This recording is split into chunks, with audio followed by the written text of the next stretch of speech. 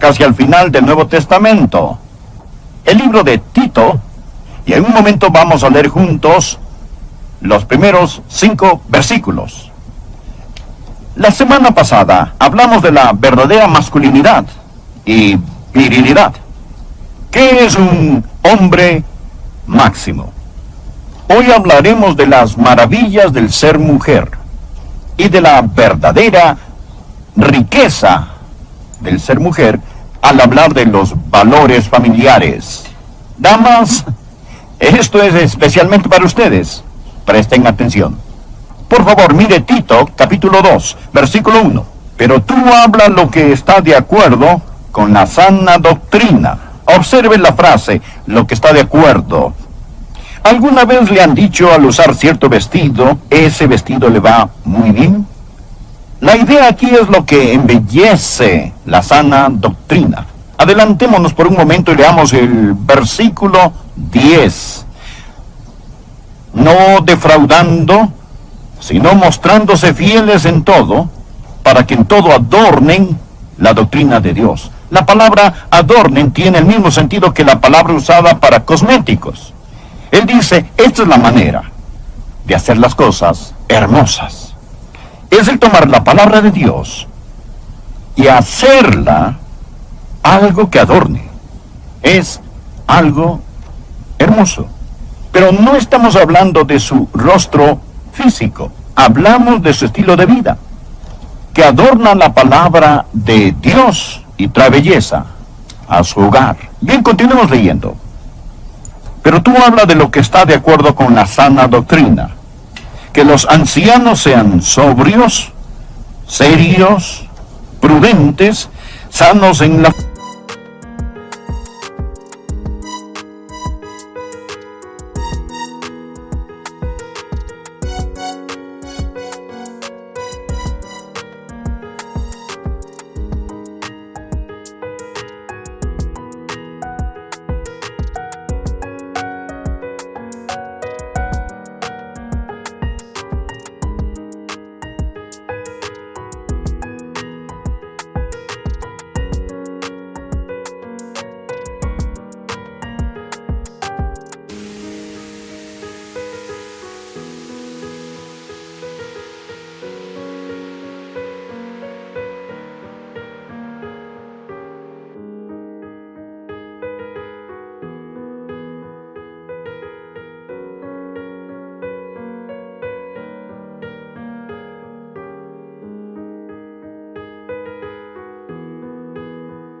fe, en el amor, en la paciencia.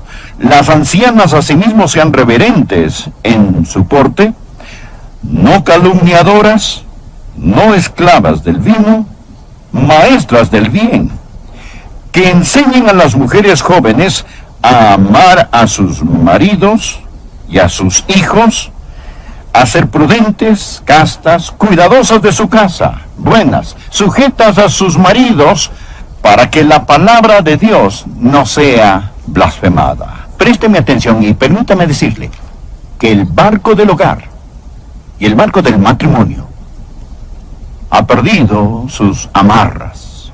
Parece que estamos en alta mar, sin un ancla, sin una brújula y sin un timón, en una noche oscura y tormentosa, a punto de hundirnos. Y los hogares, como Dios los destinó y como una vez existían en nuestra nación, están rápidamente desapareciendo en el horizonte. Y es un desastre nacional. No es que ignoremos estas cosas. Navegamos un barco el cual se está hundiendo en un mar de información. Tenemos seminarios, conferencias y encuentros y consejeros ad infinitum hasta nausear. Pero no estamos aprendiendo, porque no regresamos a la palabra de Dios. Escuche, lo que voy a decir proviene directamente de la palabra de Dios. Satanás ha apuntado toda la artillería del infierno hacia el hogar. Inmoralidad, adulterio, fornicación, homosexualidad, aborto, esterilización, liberación femenina, delincuencia juvenil, crimen y rebelión sexual. Mire, todo esto nace en el infierno y está dirigido contra el hogar, tratando de hundir el barco del matrimonio. Ahora, Dios tiene un plan. Existen 3 puntos que deseo que aprendas sobre el plan de Dios para la mujer. Primero, el legado que ella debe dejar. Segundo, el amor que ella debe aprender. Y tercero, la vida que ella debe vivir. Es muy simple. Mire, el legado que ella debe dejar. Comenzando en el versículo 2, que los ancianos sean sobrios, serios, prudentes, sanos en la fe, en el amor y en la paciencia. Las ancianas asimismo sean reverentes en su porte, no calumniadoras, no esclavas del vino, maestras del bien, que enseñen a las mujeres jóvenes.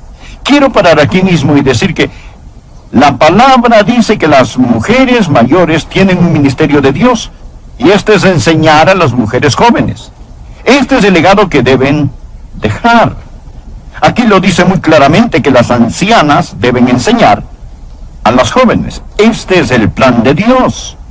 Y no debe salir principalmente del púlpito, más de las ancianas, abuelas y madres en Israel, en la iglesia, quienes enseñan a las mujeres jóvenes lo que la palabra de Dios tiene que decir.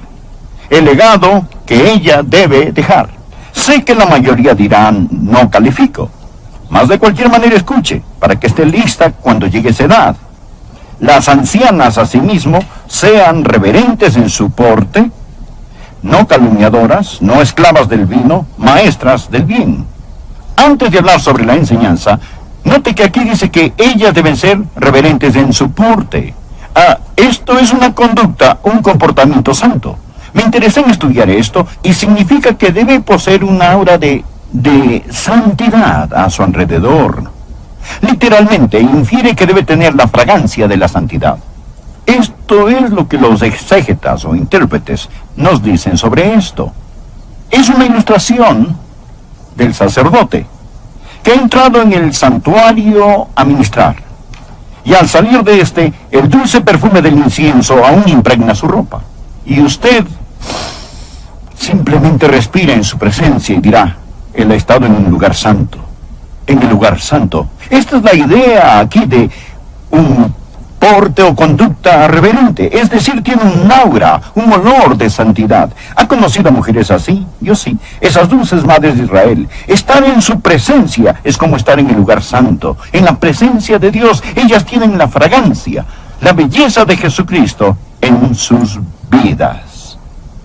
Aquí está lo más importante que dice, en mi opinión, que las ancianas deben enseñar a las mujeres jóvenes. Mire el versículo 4. Que enseñen a las mujeres jóvenes a amar a sus maridos y a sus hijos, a ser prudentes, castas, cuidadosas de su casa, buenas, sujetas a sus maridos para que la palabra de Dios no sea blasfemada. Ahora permítame hacerle una pregunta. ¿Quién está enseñando hoy a las jóvenes? Piénselo. ¿Quiénes son hoy los maestros de las jóvenes? ¿Es el show de Cristina? ¿O es algún otro programa? ¿Quién les enseña? Las universidades. ¿Acaso las universidades dicen, esta es la forma de ser un ama de casa? Más bien les dicen, esta es la manera de no llegar a ser un ama de casa. Y usted sabe que es verdad. ¿Quién les enseña a ser administradoras de su hogar? ¿Quién? ¿Tal vez las telenovelas? ¿Es ahí donde lo van a aprender? Quizás el ministerio más grande que usted puede tener si es una mujer mayor es encontrar una joven esposa, ministrarle y discipularle. En nuestra iglesia tenemos un programa maravilloso para damas. Se llama De Mujer a Mujer, donde las mujeres mayores ministran y discipulan a las más jóvenes, porque muchas no tienen una maestra o alguien quien las discipule.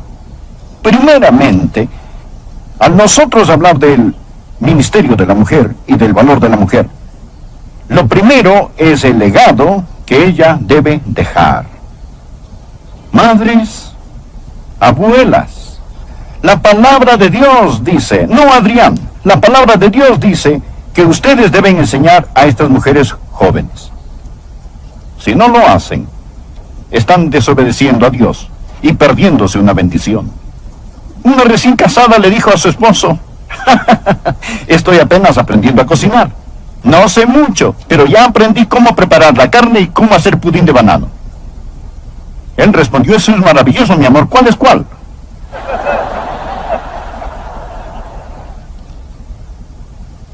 El legado que ella debe dejar. Las mujeres mayores deben enseñar a las más jóvenes. Se lo repito, damas, no se lo están enseñando en las universidades, no lo están aprendiendo en las revistas, no se lo enseñan en los colegios.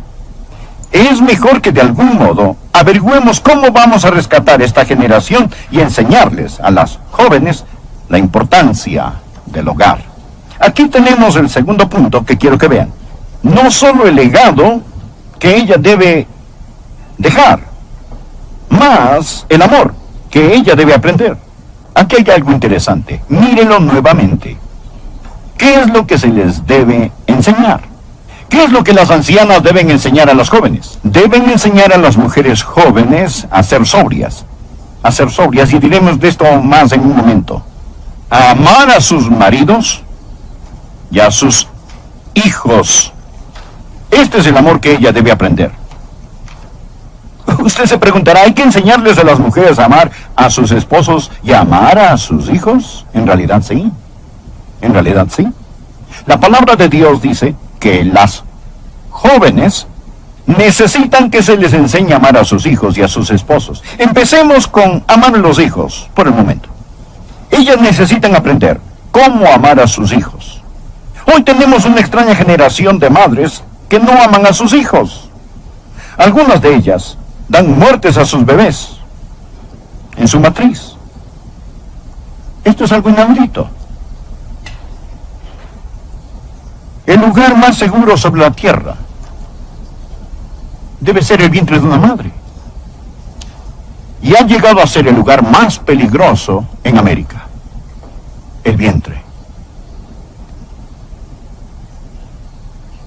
Las jovencitas necesitan aprender que esto es malo, malo, malo.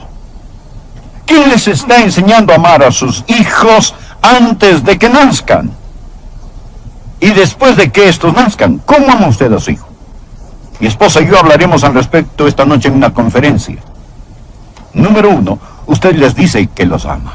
Oh, no podrá decírselo demasiado. Usted dígales que los ama. Y no solo se los dice, sino también los toca.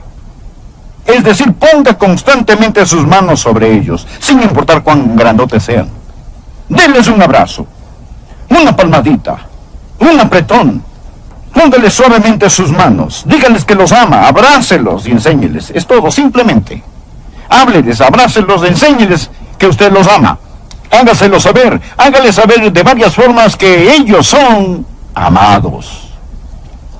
Los hijos no son una carga. Los hijos son una bendición. Salmo 127, versículo 3. He aquí, herencia de Jehová son los hijos. Cosa de estima es el fruto del vientre.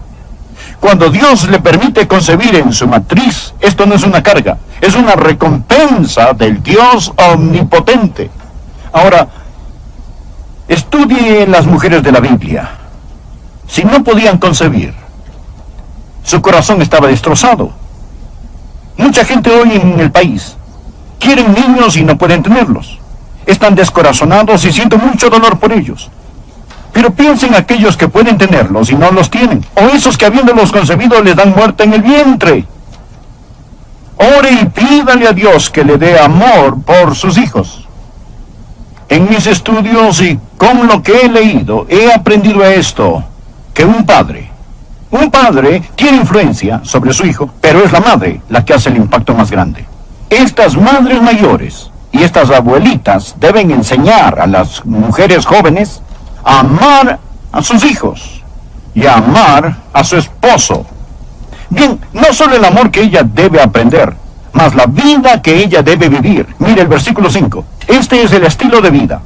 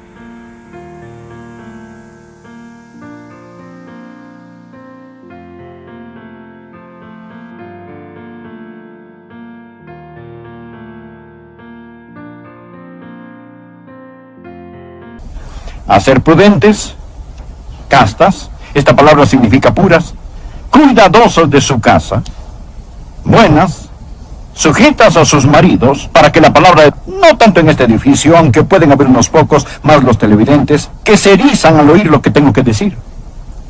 Se lo recuerdo. Usted no mate al mensajero. Yo estoy leyendo esto. Yo estoy leyendo en tinta negra sobre papel blanco la palabra inspirada de Dios. Bien, si a usted realmente no le gusta esto, está en guerra no con un hombre llamado Adrián, mas con Dios. Reclámenle a él cuando llegue al cielo, si es que llega. Ahora, mire. En serio. Esta es la palabra de Dios, escuche. Esta es la vida que ella debe vivir. Primero, ella debe ser prudente. Esto significa, y lo busqué en diferentes traducciones, y significa discreta, seria, sensata, que usa buen juicio. Todas estas son formas diferentes de traducción. Es decir, ella es una mujer, una persona prudente, no es superficial, sabe pensar, es discreta, sabe de compras, sabe de nutrición, entiende la contabilidad, quizás sabe de decoración. Esta es una mujer que no ha archivado su cerebro. Esta es la razón por lo que la Biblia dice: el que haya esposa halla el bien, y en lo concerniente a su esposo le da a ella bien y no mal todos los días de su vida. Lo digo otra vez, damas. La Biblia dice que las mujeres mayores deben enseñar a las mujeres más jóvenes a ser prudentes, deben enseñarles a ser castas, y tercero, deben enseñarles a ser cuidadosas de su casa. Esta es quizá la frase más políticamente incorrecta de todas. Cuidadosas, hacendosas de su casa u hogar. Esto no significa que ella permanece en la casa y nunca puede salir a ningún lado. Esto se origina de dos palabras.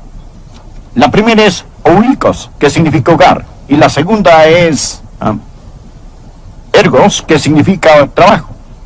Literalmente significa trabajadoras del hogar, quehaceres domésticos. En los Estados Unidos hoy tenemos 40 millones de madres trabajadoras. 40 millones de madres trabajadoras. De hecho, aproximadamente 1 de cada 3 madres con niños menores de 3 años están en la fuerza laboral. La administración del hogar es una ocupación aprobada y ordenada por Dios.